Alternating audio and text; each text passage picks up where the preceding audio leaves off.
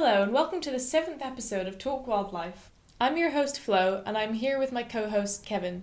Today's episode is going to be the second part of our Perceived Pests episodes, where we talk about which British species are or are not seen as pests, and try and discover if there are any species out there which are not seen as a pest to someone. Now, let's talk wildlife. Before we start our main topic today, Kev, I just wanted to tell everyone about this picture which I saw. We've actually shared it on our Facebook page, and you know which one I'm talking about already. Good. It's this picture of a wood pigeon standing on a sparrow, and it's just great. I would go onto our Facebook page just to have a look at it. Some guy just posted it, and I think it was the Self-Isolating Bird Club. Yeah, it was, group, and this pigeon obviously just isn't looking where he's going, stands on a sparrow who looks like he's screaming, but the sparrow was fine. It's a very good picture though. I'd recommend going and looking at it. I don't even think the pigeon wasn't not looking where he's going. I thought just didn't care. Yeah, he just had no care. Like, just that a sparrow. Sparrow's in the way, I'm just going to keep going that way, and the sparrow will just end up the way he ends up. That brings me perfectly on to today's discussion. The wood pigeon thought, it's just a sparrow, who cares what happens to it? Well, same thing with the pest argument. It's just a pest, who cares what happens to it? And that sort of is what we're talking about. I also just wanted to say a quick apology about how long it's taken us to get this episode out. Not so much when it comes to the content of the episode, but just because it's been a couple of weeks now till we've actually put an episode out there. And that's just because we've been working different shifts at work, it's summer, so obviously wildlife rehabilitation's busy, and Kevin's business has started up again, which is really good, but it's meant that it's really hard to record. So last time we did this episode, Kevin spoke about hares and ravens, is that right? Yeah, that's right. Two very controversial species. Fun enough, both of them with a controversy based in and around Scotland. I will say though, just days ago, the Scottish government voted to give the native mountain hare in Scotland protection from mass slaughter, which is, I think, absolutely fantastic news, as well as their ban on all seal shooting. Overdue. Scotland's so progressive when it comes to protecting its wildlife. And we've got a long way to go still, and these are two amazing landmarks along the journey to protecting our wildlife. Absolutely. Long overdue, but I'm glad it's happened. So today we're going to be talking about another 4 animals. I'm going to be talking about crabs and otters. Kev, what are you going to be talking about? I've got 2 fantastic ones today. The first one is going to be peregrine falcons. People will think, how are they a pest? And the next one, the good old beaver. So they're my 2 I'll be covering in today's podcast. I can already guess a couple of things you're going to say for them. Why don't you kick us off then with peregrine falcons? Okay, so Flo, do you think peregrine falcons could surely be a pest to someone in the United Kingdom? Yes, can I guess who? Go ahead. Pigeon racers. Hey, spot on, exactly. So peregrine falcons, they've been for a really tough time if you look at the history. Their numbers plummeted really, really bad. And then they've come back up again. They're doing really well at the moment. And it's fantastic to see. Now, they're doing really well. And there's lots of populations of peregrines now living in our towns and cities. However, this is where the battle lines are being drawn. Peregrine falcons are coming to our towns and cities because there's an abundance of pigeons. Now, most of these are wild pigeons, but in your towns and cities you have pigeon fanciers and pigeon racers. And these are people who like to breed and keep pigeons for sports, so they race their pigeons. But these also make a really good meal for a passing peregrine. And this is where the conflict occurs, and the reason why some people see peregrines as pests. So is that the only conflict that peregrines have with people? Yeah, funny enough, I've done a lot of research, I can't find nothing else. The only thing that came up when I looked into this was all to do with pigeon racing. That was the only conflict and the only group of people who would deem peregrine falcons as pests. So the reason why they don't like peregrines is racers are convinced that they lose large numbers of their prized birds, so they think, to peregrine falcons. And some people say they can lose one every 10 days, some they can lose, up to 7 a month. Just depends on the time of year and where their pigeon loft's situated and where the peregrines are situated. The recording of these incidents are hard to record due to the nature of a peregrine usually taking a bird out of sight. So, the birds are not returning to the lofts. So there's no evidence necessarily that it is a peregrine, they just don't come back? Yeah, exactly. However, the British government did carry out a UK-wide study into how many pigeons are killed by raptors, and it was done by the UK Raptor Working Group. It classed peregrines along with another culprit who also kills pigeons, sparrowhawks, as raptors, because you can't really count down to the individual species. There are other birds of prey species out there that will predate on pigeons. So the results of this study were as follows. Now, okay, Flo, if I tell you there's 6 different result categories, and of those 6, and highest to lowest, where do you think bird of prey predation comes out of those 6? So it's the top one is the one that kills the most pigeons, 4? and the bottom one is the least. Oh, you're spot on. Really? Yeah, it is. So I'll run through them. So the first one, 36% of the pigeons didn't return, and the reasons they believed was for straying and exhaustion. So straying could be pigeons joining wild flocks, not returning, or dying just because, they're exhausted on their journey. That's really sad. I know, and we've seen a lot of exhausted racing pigeons and cared for a lot of racing pigeons, which 9 times out of 10, the owners don't want the pigeons back anyway, because I think if they feel if the pigeon can't get back to a loft and it's not fit enough, it's not worth keeping. The second one, coming at 19%, is collisions with buildings and windows. The next one, with 15%, is collisions with overhead wires. At 14% is bird of prey predation. Now you do need to remember here, this accounts for all birds of prey. So the actual figure for peregrines is not going to be 14%, it's going to be a lot lower. Especially sparrowhawks, from the research I've done, seem to be more trouble and more widespread than peregrines to pigeon racers. So you're talking at 14%, maybe 4 to 6% of that is peregrines, which if you put that in the grand scale of things, is actually comes at the bottom. So 8% of pigeons not returning is put down to mammal predation, including cats. I was quite surprised. I thought cat predation would be a lot higher up in the list, but it's been categorised with mammals, so foxes as well as cats. I suppose it's different because those racing pigeons are on a journey somewhere. They're not feral populations that are sitting about all day in the same sort of place. That's true. So I guess I think that makes sense. If you have a strained and exhausted pigeon which then is predated by a cat, which category does that come under? I would assume the exhausted one, but then sometimes they do stop in gardens and hang about for a couple of days and go again. But then if the study's done in a way where they're looking at the body and what's happened to the body, and they find a body which has been eaten by a cat, even though it probably died or was dying of exhaustion. It all depends on how they did the study, because in the same way it could have hit a window then been eaten by a cat.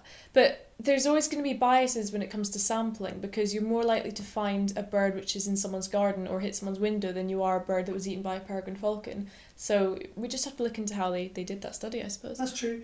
And the last one with 8% again is shooting, netting, oil and poisons. So going back to what I said before, that I believe peregrines probably take between 4 and 6%. That means other humans killing pigeon racers' birds through poisoning or netting on buildings or shooting is a bigger problem. So humans are the pests here. Humans are pigeon racers' biggest threat, or pigeons. But it's never picked up on. It's always peregrines or sparrowhawks are the issue. When mammal predation in cats also, I believe, play a bigger role in that. I googled risk of peregrines to pigeon racers just to see what would come up.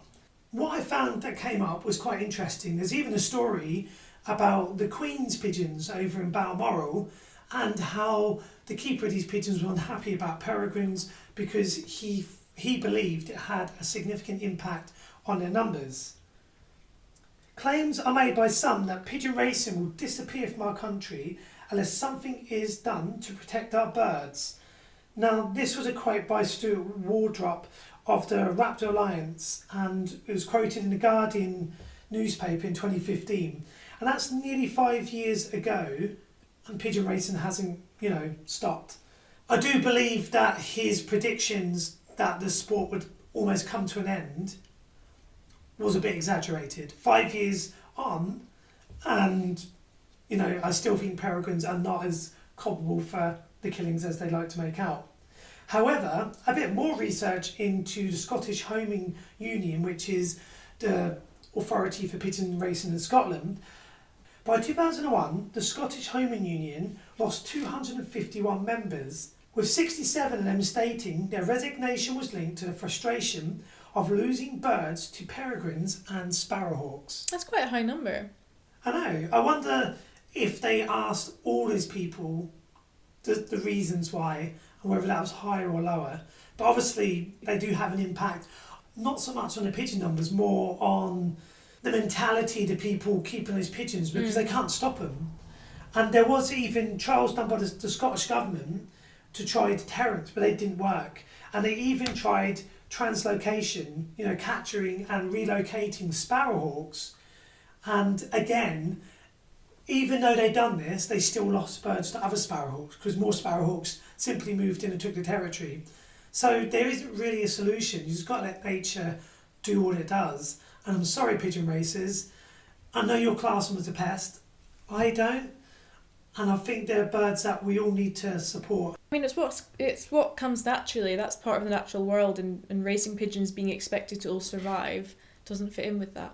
I know. They should be more angered at people shooting them or their pigeons getting stuck in netting or even poisoning. And those are things that can be more controlled. Exactly. That's something they should stand up and shout about. And I'd stand up side by side with them going, yeah, this is wrong. People shouldn't be shooting pigeons.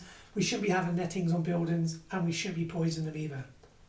So, Flo, that's my peregrine one. How did you find that? I found that very interesting. I did expect that when it comes to the pigeon racers, but I didn't know just how low that number was when it comes to the predation rate. And I also didn't know how many people... Was it you said that a lot of people quit because of raptor persecution? Well, by 2001, out of 251 members that had left the Scottish Homing Union, 67 of them... Yeah, that surprises me. ...was saying their reason was due to raptor persecution of their pigeons. So, Flo, what was your first one you got for us? Well, would you like to hear about otters or crabs? Ooh, crabs. Oh, I thought you were going to say otters. Very interesting. Okay. So crabs, they are seen as pests. I should have asked you, do you think they're seen as pests? But I'm sure you know they are. I can't see crabs being a pest. I mean, the only reason I can think someone would class them as pests is if there was maybe lobster pots and crabs were going in there and taking bait or affecting fishermen on some kind of level. Otherwise, none of us even go into the environment that a crab lives usually, so the conflict area there must be absolute at minimum. So do you have a guess as to what sort of person would dislike them? I would say a fisherman. Yes, well done. So yes, crabs are seen as pests in the UK, and they're seen as pests largely for stealing bait intended for other animals like lobsters or fish. For example, the velvet swimming crab is seen as a pest by fishermen because it preys on the bait for the lobsters caught in the traps. As far as I can see, they don't cull them, but their genius solution with velvet swimming crabs, and actually quite a few other species of crabs, is that they send them to Spain and Portugal and other countries where they're considered delicacies, and they can actually get quite a lot of money just for a single crab. I see this as worse in a way because yes, it solves a problem by making a profit, but I don't see that as a good thing personally because it's just a reason to kill another animal. Spider crabs have also been described as monsters of the deep and vermin, and until the 1980s fishermen actually killed them for fouling up their nets and eating the other crustaceans which it caught, and then they as well were sold as delicacies abroad. As were and are Chinese mitten crabs, which are an invasive species in the UK, unsurprisingly at the fault of humans. They are damaging to native wildlife and they destroy riverbanks by burrowing into them and causing them to collapse. And an article by The Independent in 2010 actually called them worse than grey squirrels and Japanese knotweed. That's really cool. I never knew that. Well, I had an idea what might be happening, but I never knew that was even a thing going on. So I guess they're seen more of a nuisance than anything then. Yeah. I think I've seen programmes about these large crabs, and they're massive. And in fact, didn't your friend find one of these crabs on the beach near Balmedy? Oh yeah, I completely forgot about that. Yeah. What kind of crab was that, did you say? I think it was a spider crab. Was it? I thought it was... You thought it was a what? I thought it was too small to be a spider No, crab. it was a massive, massive I can't even crab. remember. You remember better than me, even though it was me who got the pictures. I know. Of me. That's because I remember thinking how amazing it was she saw one of these crabs there, and she had to back out into the sea, which was cool. I can barely even remember. Good memory. Good memory. The website BritishSeaFishing.co.uk describes the common shore crab as a bait-stealing pest. And I also read an article in The Standard which described crabs in general as filthy vermin. So they're definitely seen as pests and they're seen as vermin, and they're hated a lot more than I thought, because filthy vermin is a word that, well, two words, that I don't hear used for many species. But it's crazy they would call them filthy vermin. They're literally putting food into their backyard and then moaning that they're eating it. It's like because canned it's not hunting. for you. Yeah. Crab canned hunting. It's crazy. It's just ridiculous. It's not like the crabs are maliciously taking what they know to be other people's catch. They're It just must be because they're finding filthy food. vermin. They're just finding food and eating that food. They don't know that they're ruining some poor fisherman's life or livelihood. Kev, what do you know about beavers and whether or not they're seen as pests? I can guess before we even start what you're going to say, but do enlighten us. Yes, beavers are seen as pests. But this is not as simple as it sounds, and I'll explain why. So, here in Scotland, beavers have got legal protection now, even though that legal protection means very little at the moment, because Scottish Natural Heritage allowed licences. They authorised 40 permits for lethal control, and 87 beavers were culled, which is just crazy. That's shocking considering how protected they're meant to be. I know, so they've got the most protection, right? Get this. So in the UK, beavers appear in the wild in Scotland where they have full protection. Unless you want to kill them, then you can get a licence to kill them. However, go down to England, there is no legal protection for beavers, but so many estates have fallen over themselves to get hold of beavers to have on their land. And the trials they've got going on down there, I think the River Otter in Devon is one of the areas they're doing it, and people can't get enough of them. They're boosting the local economy, they're bringing tourism in, and people just need to understand it. You know, these beavers are a magnificent creature that people want to see. I can't understand why in Scotland that we give them legal protection, but then it's like, oh no, just go and kill them anyway. So they had a massive impact on that number of beavers in that area, and it's just crazy. The damage they cause, which may cause people trouble, so felling of trees can be an issue. In the only one case that's been recorded where they did chew some trees down on someone's private land, the people who done the trial actually planted 100 new willow trees in the place of, I think it was like 12 trees or something got chewed. And then the ones they did chew, they actually started sprouting again, so the trees weren't damaged, they started to grow back again. Another issue is digging burrows in riverbanks. You know, this can cause the riverbanks to become unstable and can cause erosion. But then I think that's a really bad reason to not like an animal, considering that rivers naturally change their course over time anyway, and riverbanks are always going to be eroded at some point or another. And it's not like it's an unnatural disturbance. If beavers are living there, that's a natural disturbance. Exactly. The biggest reasons for the culling in Scotland is because the beavers were causing prime agricultural land to flood, and they claimed were for the reasons to stop serious damage to agricultural lands. So they're saying this is some of the best land for growing food and that. So the beavers are causing flooding, so we've got to cull the beavers. Well, I've done a little bit of research. 1949, in the exact area they killed these beavers in Perth, in 1949, there is report after report, these official reports done by people who own the farms and lived in those areas, saying that the flooding there is awful. This was decades before there's any beavers there. So there was flooding in these areas even before beavers got there. So it makes me wonder that are they just using the excuse of beavers causing flooding to cull the beavers because they don't want them there, because that way they maybe get some kind of compensation. I don't know the reason they're doing this, but the land flooded a long time before beavers were even on the scene. And beavers are actually really good at slowing down the process of flooding. There's so many reports from all across Europe, and even down in England where they got their trials going, which show that beavers actually help reduce flooding rather than causing flooding. A report from 2007 called The Economic Impact of the Beaver from studies in and around Europe showed the beavers caused very little damage to agricultural land, and in the instance they did, it was small localised cases where it did not affect the land. And now the thing is they don't do over here, so they've been working with these issues in Europe for a long time, and they simply just drain areas by using a drainage system they put in, and it solves the problem.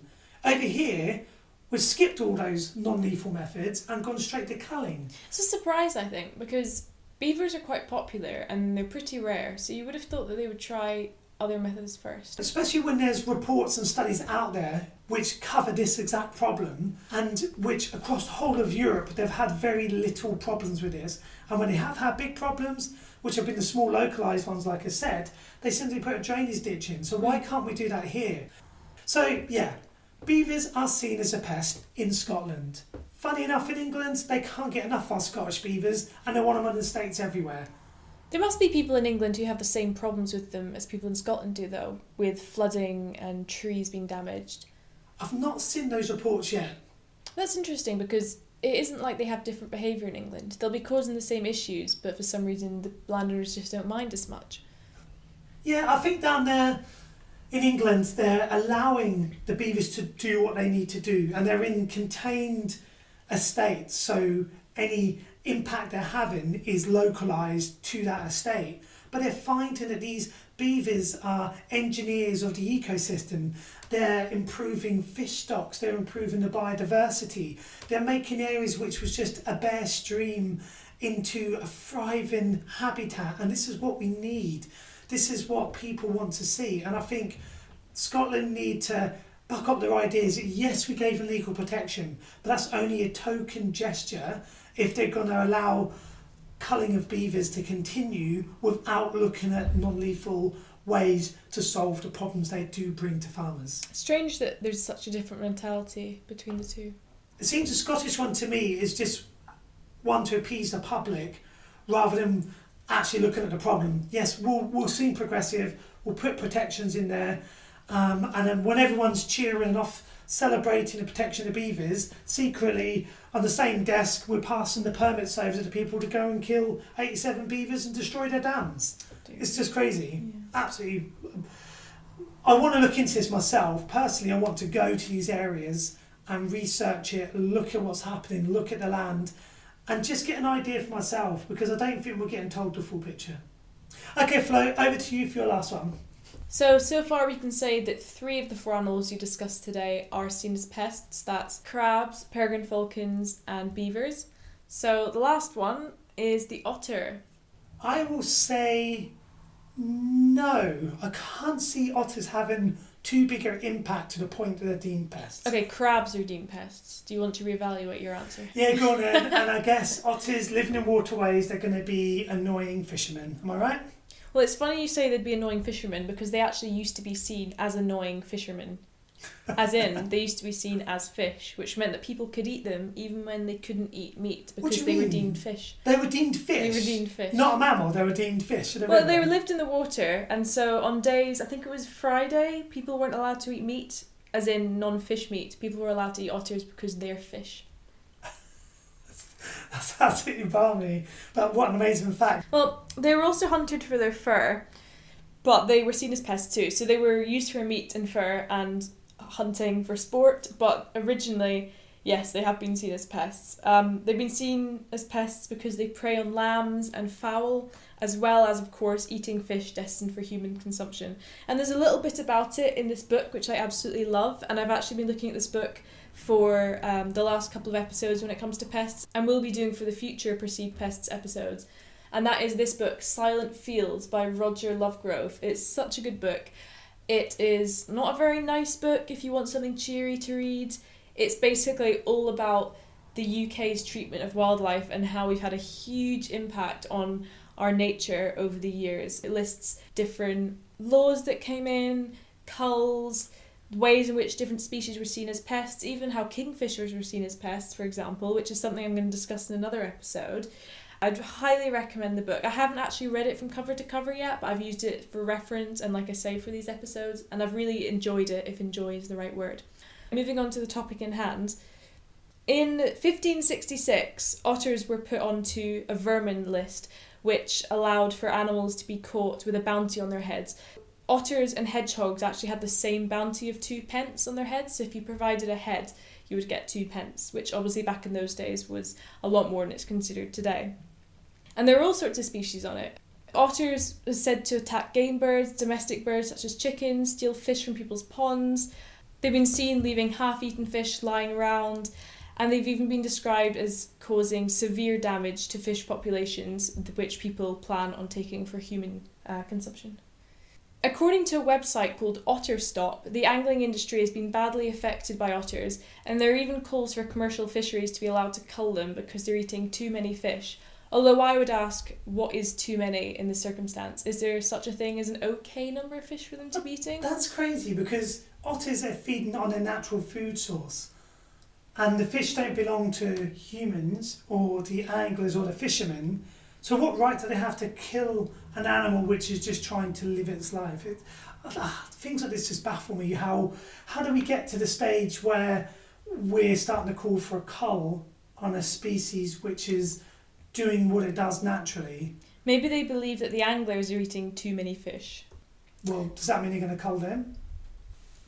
In Countryfile in 2017, there are reports of even greater pressure from anglers for an otter cull, which I find quite worrying, although apparently it was only a very, very small proportion of anglers who actually wanted this to happen. But I know you say it's only a very small portion of anglers. It only needs to be, doesn't it? Yeah, exactly. And the fact they've got on Countryfile with their concerns raises that issue of theirs right up there to make it a current issue that people need to look at. So it may only be a small group of these people, but the fact they've got it onto national television makes that small issue a very big current issue that needs dealing with. Of course, although it is better that than it's the general consensus among all fishermen, all anglers. That's where it begins though. The general consensus begins when more people start having the same idea about it. If it's a small idea amongst a small community of people, not many people hear about it. But if it's a small idea which gets made bigger on national television, more people add their voice to that idea, and that's when it gets a general consensus. Sometimes when an animal just starts to do a bit better than they were when their numbers were low before, people then see them as being too many. And in 2014 there were actually calls for a cull for otters again, because £30,000 worth of fish stock were apparently wiped out in an area where otters recovered in number a little bit. So I still remember as a teenager going out with my local hunt saboteur group to try and stop otter hunting. And it's so crazy because they don't hunt otters anymore in the UK. But the fact that I remember a time when they did, and then even thinking that people want to cull them now, even though they've had such a little period of time to recover in numbers in our waterways.